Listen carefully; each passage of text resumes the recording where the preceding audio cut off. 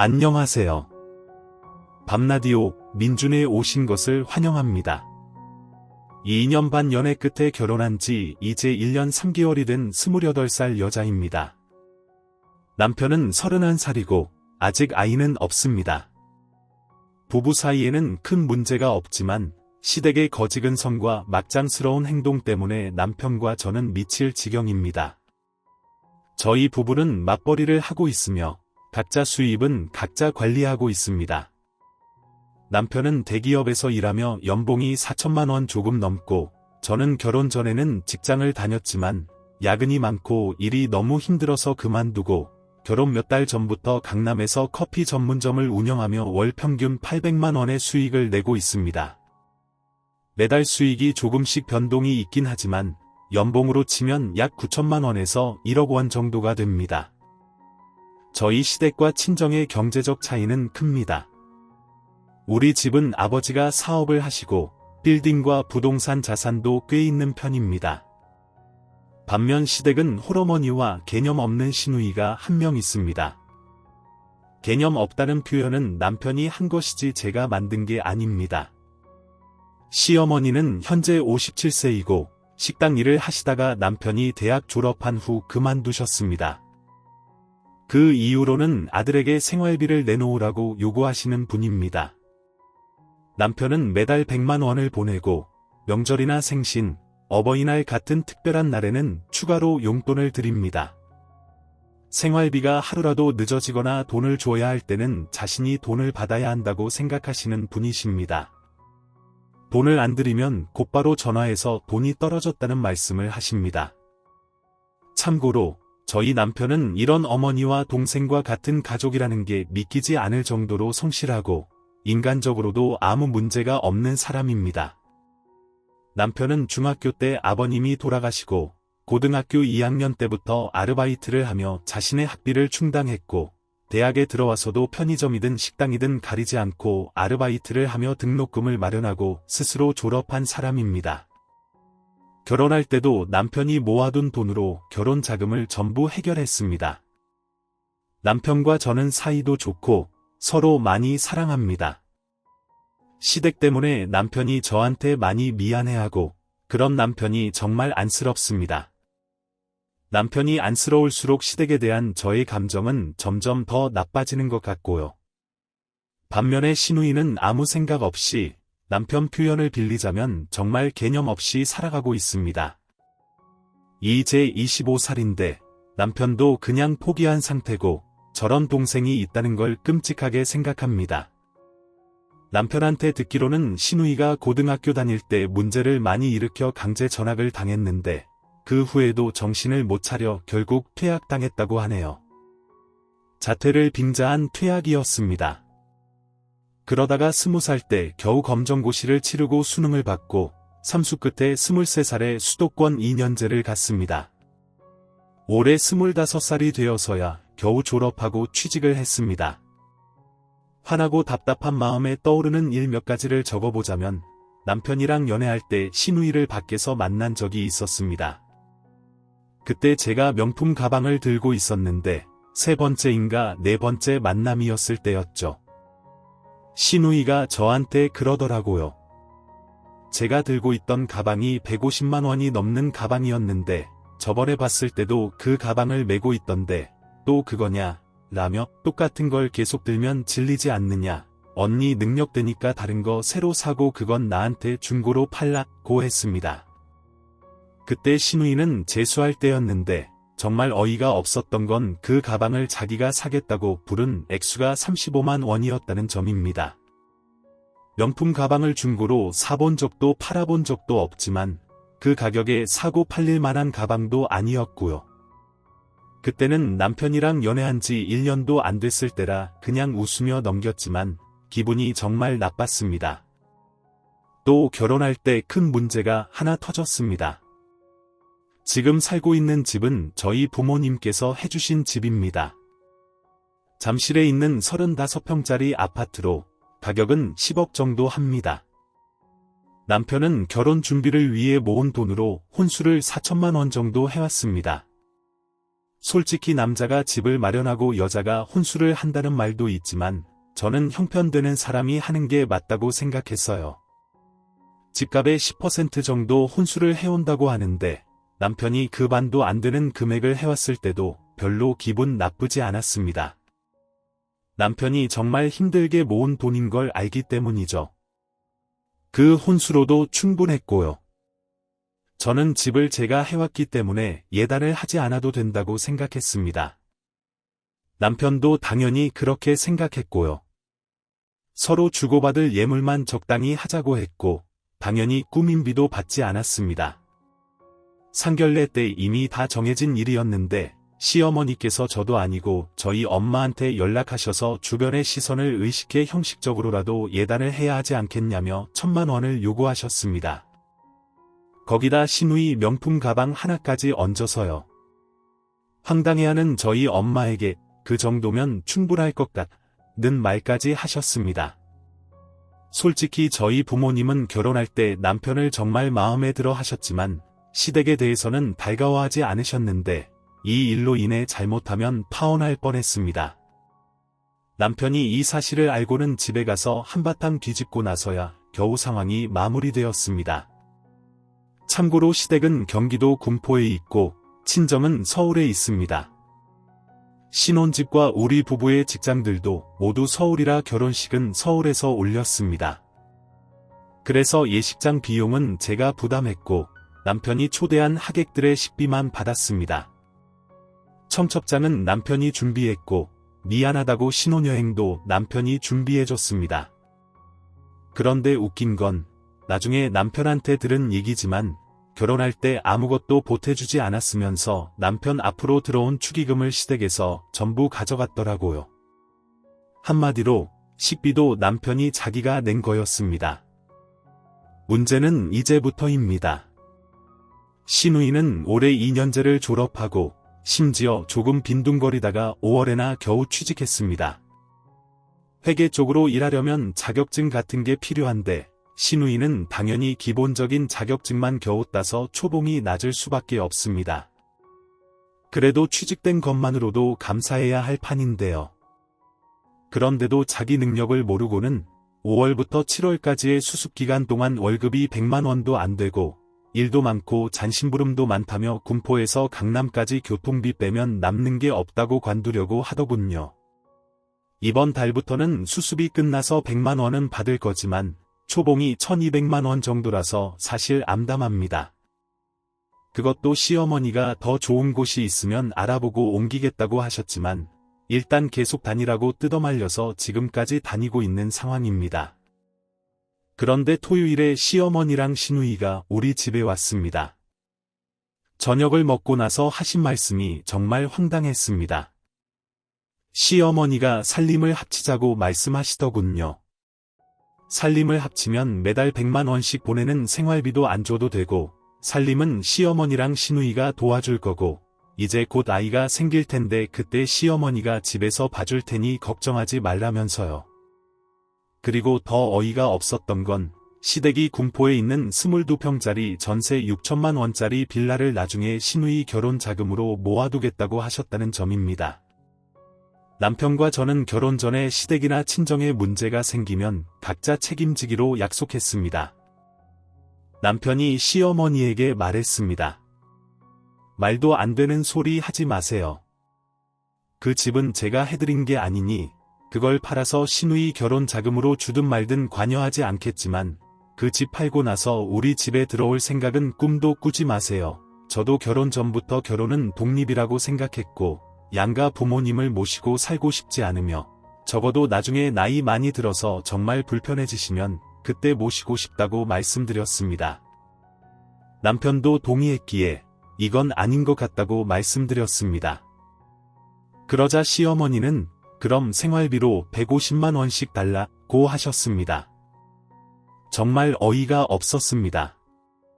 전에 차라리 시누이가 학생이었다면 몰라도 이제 직장인이 돼서 수입이 있는데 덜 보내도 뭐라고 하지 못할 판국에 더 달라고 하시니 말입니다. 그때 남편이 말씀하셨습니다. 남편이 시댁의 생활비를 70만 원으로 낮출 생각이라고 말씀드리자 이번엔 신우이가 말하더군요. 자기 회사가 강남에 있는데 군포보다 잠실이 더 가깝고 방도 남으니 그럼 자기가 여기서 좀 살겠다고요. 회사가 멀어서 몸도 힘들고 연봉도 낮은데 교통비가 너무 많이 들어서 남는 게 없다고 여기서 살면서 돈을 아껴서 결혼 자금을 모으겠다고 하더군요. 정말 황당했습니다. 군포에서 강남까지 지하철로 40분 조금 넘게 걸리고 잠실에서 강남까지는 10분 정도 걸립니다. 그렇게 큰 차이도 아니고 신우이가 다닌 대학도 회사보다 더 오래 걸렸습니다. 교통비 차이도 몇백 원밖에 안 나고요. 결국 남편이 신우이를 내쫓았습니다. 그런 말 하려거든 앞으로 우리 집에 오지도 말고 연락도 하지 말라고요. 그런데 어제부터 계속 전화와 문자가 옵니다. 시어머니는 생활비를 어떻게 할 거냐고, 신우이는 자기라도 여기서 지내겠다고 계속 연락이 옵니다. 물론 남편과 저는 계속 무시하고 있습니다. 우리 생각은 지금까지 쭉 그래왔던 것처럼 생활비를 드리고 각자 사는 게 옳다고 생각합니다. 생활비를 올릴 생각도 없고 한 집에서 살 생각도 조금도 없습니다. 남편은 생활비를 낮추겠다는 태도인데 신우의 연봉이 낮긴 하니까 생활비는 그대로 유지하되 신우가 결혼하고 큰돈 들어갈 일이 없어지고 나면 그때 조금 낮추자고 말해둔 상태입니다. 남편도 제 의견에 동의했지만 저와 이런 일로 불화가 생기느니 차라리 가족과 연을 끊겠다는 태도입니다. 이번 기회에 확실하게 저희 의견을 못 박아두고 이런 말이나 행동이 다시는 나오지 못하게 할 생각입니다. 많은 분께서 읽어주시고 대체 어떻게 해야 다시는 이런 일이 생기지 않도록 할 수 있을지 조언 부탁드립니다. 어떤 말이든 어떤 행동이든 전부 고려하고 실행할 준비가 되어 있습니다. 평생 이렇게 살 수는 없으니까요. 지금 벌어진 일이 언젠가는 벌어질 일이었다고 생각합니다. 많은 조언 진심으로 부탁드립니다. 후기까지 많은 분이 읽어주시고 댓글을 달아주셔서 정말 감사합니다. 저와 남편은 모든 댓글과 댓글에 달린 답글까지 다 읽어보았고 이틀 동안 정신없이 전쟁 같은 시간을 보냈습니다. 후기를 남겨달라는 댓글도 있었고 많은 분이 제 일처럼 생각해 주시고 응원해 주셨기에 이렇게 후기를 남깁니다. 이틀 새 정말 많은 일이 있어서 글이 길어질지도 모르겠네요. 바로 엊그제 월요일에 글을 올린 지 얼마 되지 않아 시어머니와 신우이가 제가 운영하는 커피 전문점으로 찾아왔습니다. 아마 신우가 일 끝나자마자 시간 맞춰서 바로 오신 것 같았습니다. 식사 안 하셨다고 하셔서 저녁 먹으러 식당으로 자리를 옮겼습니다. 솔직히 매장으로 직접 찾아오실 줄은 몰랐고 많이 당황스러웠습니다.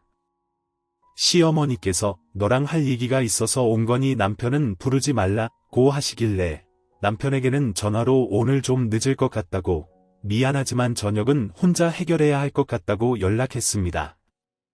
토요일에 그렇게 쫓기듯 가셨으니 표정도 안 좋으셨고 일요일에 온종일 문자와 전화를 모두 무시했던 터라 무슨 말을 듣게 될지 걱정도 됐지만 어쨌든 한 번은 겪어야 할 일이니 말씀하시는 대로 따랐습니다. 쓰기에는 좀 어색하지만 읽어주시는 분들께서 보기 편하도록 대화체로 적어보겠습니다. 어머님이 넌 시댁에 생활비 100만 원 갖다 주는 게 그렇게 아까우냐? 며 음식이 세팅되자마자 어이가 없다는 듯이 따지듯 물으셨습니다. 100만 원이 누구에게는 크고 누구에게는 적은 돈입니다. 흔히들 사는 집이라 하는 집안에서 태어나 자랐지만 저도 힘들게 직장 생활을 했고 제 손으로 돈을 벌고 있었기에 100만 원이 적은 돈이라고 생각하지 않습니다. 하지만 어쨌든 제가 사랑하는 사람을 낳아주신 분이기에 아깝다고 생각했던 적은 한 번도 없었습니다. 적은 돈이라고 생각하지는 않지만 아깝다고 생각한 적은 없습니다. 그런데 생활비를 70으로 줄인다는 소리는 왜 나오느냐? 어머님도 아시겠지만 저희는 수입을 각자 관리합니다. 어머님께 생활비 보내는 건 전부 남편이 벌어서 남편이 보내는 거예요. 남편이 생활비를 줄이려고 생각한 것도 저도 엊그제 알았어요. 그 애가 왜 그러는 것 같으냐? 너 때문 아니냐? 남편은 그동안 너무 많이 들였다고 생각하는 것 같아요. 제 생각엔 작년까지 아가씨가 학생이어서 돈 들어갈 곳이 많았지만 이제 직장 생활을 하니까 줄이려고 하는 것 같아요. 그때 신우이가 갑자기 끼어들며 언니, 저 그동안 학교 학자금 대출받아서 다녔거든요 라고 말했습니다. 솔직히 충격받았습니다. 저는 생활비를 드린 걸로 신우이의 등록금까지 해결한 줄 알았거든요. 신우이가 다녔던 학교가 다른 대학들에 비해 등록금이 좀 낮은 편이라 260만 원 정도였던 걸로 알고 있었어요. 6개월마다 등록금이 나가는데 방학 때 잠깐이라도 아르바이트를 해서 30만 원씩이라도 벌고 생활비에서 20에서 30만 원씩이라도 남겨두면 등록금 정도는 나올 거라고 생각했는데 제가 부모님이 대주신 등록금으로 편하게 학교를 다녔던 경험 때문에 세상 물정을 몰랐던 건지 신우이가 고스란히 빚을 안고 있을 줄은 몰랐습니다. 정말 당황해서 말도 못했습니다. 솔직히 생활비 외에도 명절, 어머님 생신, 어버이날에도 30만 원, 50만 원씩 더 드렸고 남편이랑 별도로 돈을 넣어드리기도 했어요. 생활비 외에도 1년에 300만 원 정도는 더 드렸을 겁니다. 아가씨, 방학 때라도 따로 아르바이트 같은 건 안 하셨어요? 신우이가 방학 때 아르바이트 구하기도 쉽지 않아요. 라며 대꾸했습니다. 그리고 솔직히 아르바이트는 못 사는 애들이나 하는 거 아니에요. 나는 아빠 없어도 엄마도 있고 집도 있고 대기업 다니는 오빠도 있고 돈 잘 버는 새언니도 있는데 아르바이트까지 해야 해요. 언니는 나보다 쉽게 공부하는 과 나왔는데도 아르바이트 안 했잖아요. 근데 난 언니보다 공부할 것도 더 많고 어려운 과 다니면서 아르바이트까지 해야 해요. 저 경영학과 나왔습니다. 신우이 회계학과 나왔고요. 경영학과에서도 회계 과목 배우기 때문에 저도 회계가 어려운 과목이라는 건 잘 압니다. 그렇다고 해서 경영학과 쉽게 공부하는 과는 절대 아닌데 저런 식으로 얘기하니까 정말 화가 나더라고요. 표정 관리도 안 됐고요. 그리고 아르바이트는 못 사는 사람들만 하는 거 절대 아니거든요. 제 카페에서도 아르바이트생들 많이 있는데 집에서 등록금 대주시고 능력이 돼도 부모님께 죄송하다고 용돈이라도 벌겠다고 아르바이트 하는 친구들 되게 많거든요. 어머님이 너희는 생활비 100이 엄청나게 큰 돈인 줄 아나 본데 그 돈으로 생활하기도 빠듯하다. 그걸로 돈이 남아서 애 등록금까지 낼 수 있을 줄 알았다니? 너 정말 해도 너무 세상 물정을 모른다. 지금 애 앞으로 등록금 때문에 빚만 1,000만 원이 넘는다. 근데 지금 생활비를 줄인다니 생각이 있기는 한 거냐? 토요일에 내가 너한테 돈을 달라고 했냐? 애 앞으로 빚을 갚아달라고 했냐? 조금이라도 아껴보겠다고 자기 돈 모으겠다는 생각으로 열심히 해보려고 도와달라고 하는데 그딴 식으로밖에 행동 못하냐? 안 그래도 박봉이라 빚 갚기도 벅차니까 나중에 결혼할 때 돈 부족할 것 같아서 빚 갚고 돈 조금이라도 모아놓으면 전셋값으로 좀 보태주려고 했다. 아들 하나 있는데 나중에 아들이 시부모 모시는 건 당연한 거 아니냐? 어차피 모실 거 좀 빨리 합치자고 한 건데 그게 기분이 나쁘냐? 아니면 너 애초에 시부모 모실 생각 안 했느냐? 그리고 너 결혼할 때 집 말고 해온 게 뭐냐? 너 집 했다는 이유로 혼수도 땡땡이 했고 예단도 안 했다. 집 한 거, 그래서 그 집에서 지금 내가 사냐? 내가 사온 집에 내가 살았는데 왜 그걸로 생색을 내려고 드냐? 땡땡이가 그러는 건 이해가 간다. 걔는 너 보기 괜히 민망하니까 미안할 수도 있으니까 겉으로는 더 그래도 속으로는 안 그럴 거다. 그럼 여자가 돼서 남편이 그렇게까지 행동해주면 옆에서 말리고 생각 있게 행동해야지. 네 꼴이 가관이더라. 땡땡이가 우리 내쫓을 때 너 그냥 옆에서 서 있더라. 집안의 남자가 잘못되면 여자 탓인 거다. 한마디로 내 탓인 거야. 그리고 너 생활비 100만 원 크다고 생각하지도 말고 그 돈에 욕심내지 마라. 너 너희 집에 한 달에 300씩 갖다 주는 거 다 안다. 우리 집에 100만 원은 크고 아깝고 너희 집에 300은 적고 아무렇지도 않냐. 난 너 생각하는 꼬락서니가 이해가 안 된다. 저 긴 말씀하실 동안 저 한마디도 못했네요. 바보같이 정말 화가 나신 건지 언성 높이시고 쏟아붓듯이 말씀하셔서 끼어들 틈도 없었고요. 주말 동안 계속 남편이랑 얘기할 때 남편은 정말 가족들을 싫어하는 것 같다고 느꼈습니다. 근데 어머님 말씀을 들으니 저 때문에 그런 걸 수도 있겠다는 생각은 했습니다. 그리고 친정에 300씩 드리는 건 제가 하는 카페 건물이 저희 부모님 건물이신데 부모님이 딸이 하는 가게라고 월세를 안 받으셔서 월세 250의 용돈 개념으로 50만 원 합해서 300만 원씩 드리는 거거든요. 건물 목이 좋아서 부모님께 300만 원 드리고도 800만 원이 남으니 저희 생활하고 돈 모으는 데는 전혀 모자람이 없고요. 남편 과제가 수입을 각자 관리하지만 적어도 어느 정도 상의는 하므로 저도 남편이 시댁에 생활비 100만 원 주는 거 알고 그러라고 했고, 남편도 제가 친정에 300만 원 갖다 주는 거 월세 안 받으셔서 그런 거라는 것도 알고 도리어 똑같이 월세에 100만 원씩 추가해서 드리는 게 어떠냐고 했을 정도로 이해 다 해주는 부분이었습니다. 시어머님이 어떻게 할 거냐, 무슨 말씀이신지, 우리랑 같이 살 거냐고요, 말 거냐고요. 그 부분은 저랑 오빠랑 같이 상의를 해봐야 할 문제인 것 같아요. 저 혼자 사는 집이 아니라 오빠도 같이 사는 집이기 때문에 제 마음대로 결정할 수 있는 건 아닌 것 같아요. 오빠가 싫다고 해도 겉으로만 그러는 거니까 언니가 같이 살자는 식으로 얘기해요. 솔직히 나 지금 회사 그만두고 싶은데 참고 다니려고 하는 거예요. 언니는 잠실 살면서 강남으로 자기 차 타고 다니고 거기다 언니가 사장이니까 힘든 거 없겠지만 나는 경기도에서 강남으로 지하철 타고 사람들 사이에 끼어서 출퇴근하는데 안 피곤하겠어요. 거기다 회사가 크지도 않은데 말단 직원이라 온갖 잔심부름까지 다 하면서도 돈은 돈대로 못 받아요. 그러니까 생활비를 올릴 거 아니면 같이 살던가 둘 중에 결정해요.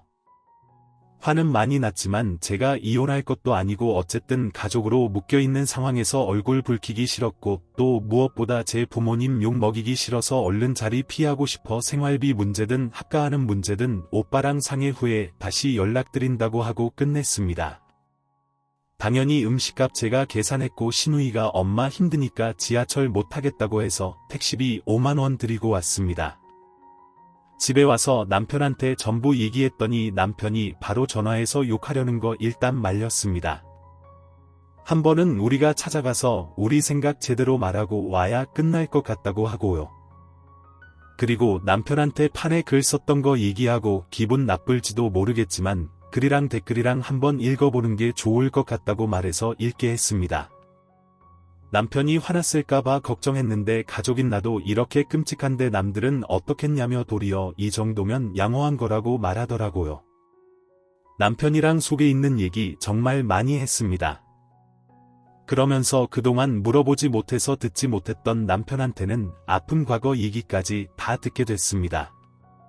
원래 어릴 때부터 집이 그렇게 잘 사는 건 아니었지만 그래도 그냥 평범하다고 말할 수 있는 집이었는데 아버님이 다니던 회사가 부도가 나서 돈도 못 받고 나오게 됐고 어떻게든 살아보려고 아버님이 공사장에서 일하시다가 돌아가신 거라고 하더라고요. 그러면서 원래 제사 지내는 집이었는데 어머님이 힘들다고 제사도 잘 안 지내셨고 아버님이 돌아가셨는데 심지어 아버님 제사도 안 지내는 거라고 하더라고요. 저는 제사를 안 지내길래 그런 점은 편하다고 생각을 했는데 그게 아니었습니다. 그러면서 남편이 아버님 돌아가시고 나서 어머님과 시누이가 아버님에 대해서 조금이라도 좋은 마음으로 안타까워했다면 자기가 집을 이렇게 싫어하지는 않았을 거라고 했습니다. 제사도 안 지내고 심지어는 그냥 돌아가신 날이라도 기억은 하고 있어야 하는데 언제 돌아가셨는지 기억도 못하고 돌아가신 아버님 원망만 한다고 능력도 없고 가족들 책임도 못 진 무능력하고 무책임한 사람인데 왜 가장으로 생각해야 하며 좋은 마음이 들 수 있겠느냐고. 그렇게 얘기를 했다고 그 순간부터 난 집이 정말 끔찍하다고 그렇게 말하더라고요. 그러면서 저도 몰랐는데 점심시간에 저희 아빠께서 남편한테 전화를 하셨답니다. 지금 저희 남편이 결혼 전부터 타던 그랜저를 타고 다니는데 이제 나이도 30이 넘었고 곧 나이도 가지고 그럴 거니 더 좋은 차로 바꾸자며 6천만 원 정도 되는 외제차로 바꿔주시겠다고 전화를 했더랍니다. 저번에 저희 가게에 부모님이 같이 오셨을 때 땡 서방차 바꿔주고 싶다고 하시면서 아우디랑 BMW 같은 차종을 말씀하시더니 아마도 그 말을 남편한테 전화로 물어봤던 모양이에요. 남편은 주말에 그런 일 있자마자 장인어른은 차 바꿔주시겠다는 말씀하시니 전화만으로도 죄송해서 감사하다는 말도 나오지 않았다고 하고요. 그런데 장인어른은 차 바꿔주시겠다고 하는데 저녁엔 어머님이 저한테 그런 소리나 했다는 걸 알고 나니 내가 결혼으로 가족이 됐지만 엄연히 생판남인데도 이렇게 아들처럼 챙겨주시고 생각해 주시는데 내 핏줄이라는 사람들은 어떻게 하면 뭐라도 받아낼까 자기 이익이나 생각하고 있다고 솔직히 그동안 지킬 거 지키면서 열심히 살았는데 나한테는 왜 그런 사람들이 가족이라고 있는 건지 억울하기까지 하다고 울면서 말하더라고요. 남편이 우는 모습을 처음 봤는데 마음이 아주 아프고 이 사람이 참 불쌍하다고 느껴졌습니다. 남편이 저한테 다 해결할 거라고 했습니다. 나한테 가족은 저라면서 어머님과 시누이 모시는 일은 절대 없을 테니 걱정하지 말라고 하더라고요. 같이 살면 자기가 먼저 죽을 것 같다고요. 그리고 생활비도 댓글도 읽어보더니 50으로 줄이겠다고 했습니다. 솔직히 군포를 가도 우리가 아닌 우리가 들고 올 돈이나 반긴이 가고 싶지도 않다고 누구 오는 사람도 없고 하는 곳도 없으니 그냥 명절 때도 안 가고 싶다고 하고요. 남편은 자기 집을 우리 집이 아니라 군포라고 부릅니다. 생각 없이 그냥 편하게 말하는 줄 알았는데 이제야 집이라고 말하기도 싫어서 그랬던 건가 싶네요. 만약에 생활비로 난리를 치면 50도 끊을 거고 이정글의 댓글에 그냥 집 팔고 짐 싸서 들어올 것 같다는 글을 보더니 계속 집으로 들어온다고 우기면 지금 사는 집 팔고 처가로 들어가서 살자고 하더라고요. 저희 부모님은 딸만 둘이시고 제가 장녀라 동생 결혼하고 나면 두 분만 있게 되고 집도 단독주택으로 2층 집이라서 방이 많이 남으니 나도 군포보다 처가가 더 마음이 편하고 좋다고 난 상관없으니 정말 그렇게 하자고 하더라고요. 나는 우리 아기 낳으면 내 자식을 내 어머니 손에 맡길 생각은 추워도 없다고 차라리 남의 손에 맡기면 더 안심이 되지 내 어머니 손엔 절대 안 맡긴다더라고요. 어차피 우리가 연락 끊고 숨어버리면 못 찾는다고 결혼 전 예단 요구했을 때 저희 부모님 연락처 바꾸셔서 서로 연락처도 모르시고 당연히 부모님 집은 어딘지도 모르시니까요. 저도 당신 마음이 편하면 그렇게 하자고 했습니다. 일단은 시댁 가서 어머님 아가씨하고 얘기도 하고 정 안 되면 그렇게 하는 걸로 하자고 그렇게 말을 했습니다. 대신에 제가 마음에 걸렸던 시누이가 등록금으로 진 빚 1,000만 원은 마지막이라고 생각하는 셈치고 갚아주자고 했는데 남편이 겪어봐야 안다면서 절대 그러지 말자고 하더라고요. 아버님 제사는 제사라고 할 것까지도 없지만 앞으로 우리가 챙기자고 했습니다. 아버님 형제분들과도 연락이 끊어졌고 시댁도 안 챙기니까 저랑 남편이랑 둘이서 간단하게라도 챙기고 싶었습니다. 남편이 유일하게 아끼는 가족이란 분은 돌아가셨지만 아버님뿐인 것 같아서요. 다음 날 어제네요. 남편이 사는 월차 내고 오전에 친정으로 갔습니다. 저는 시댁 먼저 가서 얘기해보고 상황 봐서 친정에 말하는 게 낫지 않을까 했는데 남편이 장인어른 장모님께 먼저 양해를 구하고 자기가 처신 똑바로 못한 게 있으면 혼날 건 혼나고 같이 의논해보고 싶다고 해서 친정을 먼저 갔습니다. 저희 부모님은 원래 남편을 정말 마음에 들어 하셨어요. 생각이 참 바른 사람이라고 남편 얘기 다 듣고 나서서는 자신들 걱정은 하지 말고 원하는 대로 하라고 하시더라고요. 그동안 마음고생 심했겠다면서 저나 남편이나 깊게 생각하고 행동하는 거 아니까 믿고 맡기겠다고 마음 편하게 해주셨고요. 어머님이랑 시누이한테 전화를 해서 남편이랑 저녁 때 찾아뵙겠다고 했습니다. 신우한테 전화를 했더니 그런 어차피 우리 집 갈 거면 나 태우고 같이 들어가자고 하던 거 옆에서 남편이 듣고는 전화를 빼둬서 25이나 됐으면 나이값하고 상황 파악 똑바로 하라고 딴 길로 새지 말고 끝나는 대로 바로 집에 가서 기다리고나 있으라고 하고 끊어버리더라고요. 부모님이랑 같이 점심 먹고 저희 아빠께서 차라리 잘 됐다며 시간 될 때 바로 해결하자고 바로 남편 자동차 바꿔주시겠다고 매장으로 가자고 하시더라고요. 남편은 지금 상황이 이래서 저한테도 장인 장모님께도 죄송한 마음뿐인데 차까지 받을 수 없다며 사양했는데도 저희 아빠께서 한 집안의 가장인데 안에서나 밖에서나 자기 잘못이 아닌 거로 기죽어서 다니면 안 된다고 제 잘못이 아닌데도 제 잘못으로 생각하는 사람은 제가 잘못하고도 잘못인 줄 모르는 사람만큼 못난 거니까 절대 그런 생각 말라며 앞으로 더 잘 살라고 해주는 거라고 결국에 차 바꿔주셨습니다.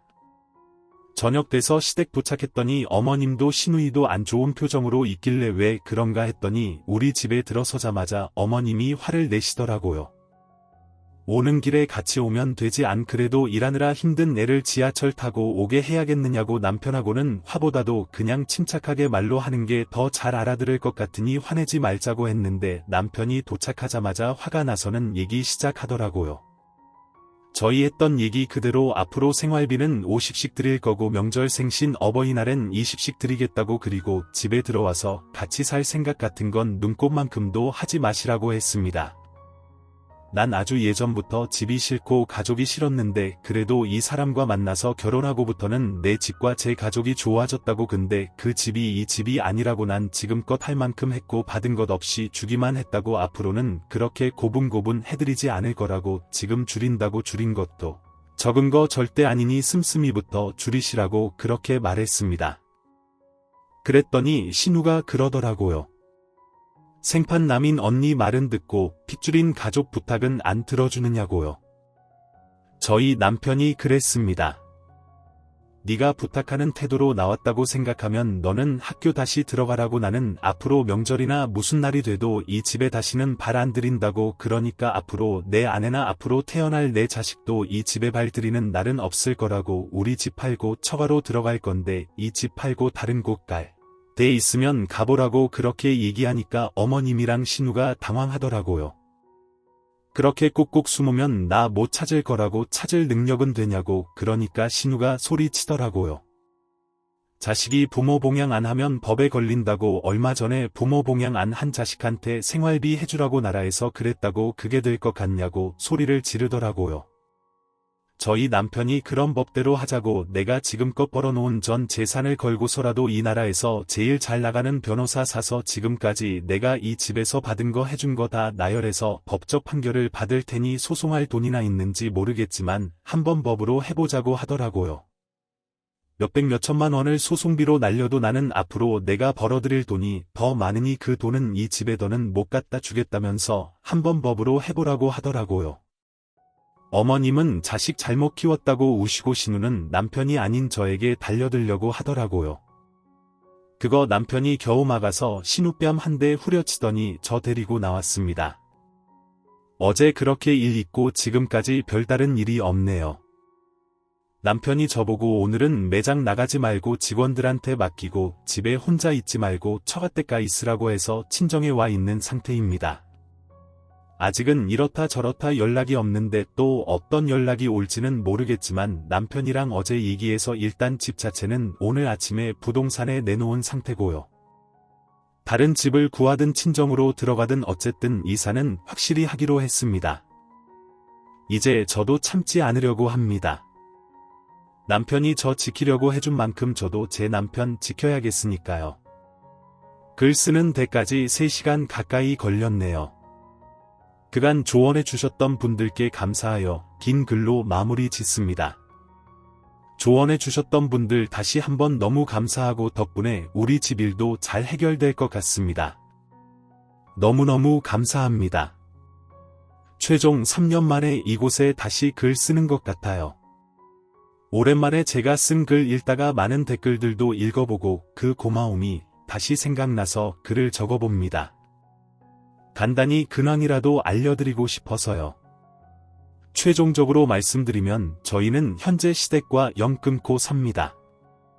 마지막 글을 보니 저희가 용돈 반으로 줄이고 집 부동산에 내놓은 상태로 글이 끝났던데 그리고 나서 다른 집에서 살면서 용돈 50씩 드리다가 또 한 번 불만 품으시고 저희 가게 찾아오셔서 돈 좀 달라고 하시는 바람에 남편이 정말 화가 났습니다. 그래서 다시는 연락하지 말라고 대판 싸우고 그로부터 1년 뒤 제가 아기가 생기면서 친정엄마 도움도 받을 겸 친정에 들어와서 살고 있습니다. 처음에는 그래도 처가니까 남편이 불편할까 신경 쓰였는데 이제서야 집다운 집 같다며 너무 남편이 좋아합니다. 또 저희 엄마랑 아빠한테는 얼마나 잘하는지 매번 엄마가 좋아하는 빵이랑 꽃이랑 사서 들어오고 아빠의 술 친구가 되어주면서 살갑게 대합니다. 그러면서 하는 말이 이제서야 자기도 가족이 생긴 것 같고 부모님과 함께 지내는 기분이라고 행복하고 고맙다고 하는데 이 사람 정말 안쓰럽더라고요.